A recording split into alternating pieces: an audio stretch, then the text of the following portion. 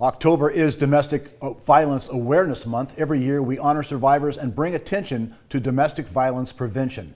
17's Vincent DeMonte takes a look at how a not-so-average medical facility is assisting victims of domestic violence.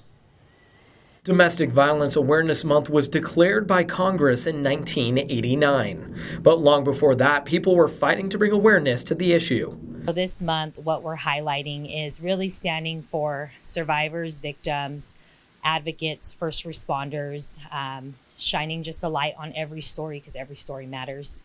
An opportunity for us to stand together as a community to stand against domestic violence. The Adventist Hospital has a designated facility to examine victims of domestic violence and sexual assault. Forensic nurse examiners spend months training and getting certified by the California Sexual Assault Forensic Examiners to be able to identify specific injuries that might be domestic violence related. The nurses examine victims for marks on the arms, neck, and other areas and collect DNA samples of potential abusers from under the victim's fingernails and even their eyelids.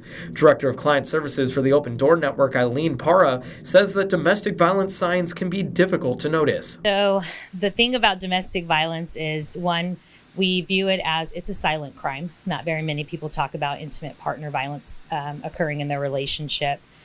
But some of the signs that are hidden that once we identify and you can expose and see is isolation.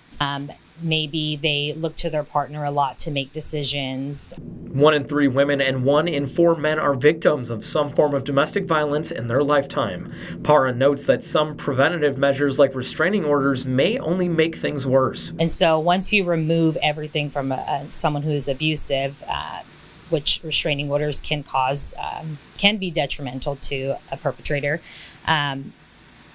what'll happen is they start gaining this mentality of I've lost everything. And then that's when it leads to potential homicide cases. The facility here in Bakersfield is designed to feel not like a hospital, but more like a home to help patients feel more comfortable. The facility has heaters, a playroom, and several stuffed animals for kids, all to help patients feel safe while nurses collect evidence. One of the nurses says that facilities in Kern County exceeds the standard in California. She also shared that while the work may be especially hard, she has no plans to stop. There are resources for individuals who might be victims of domestic violence or want to learn more about how to help a loved one.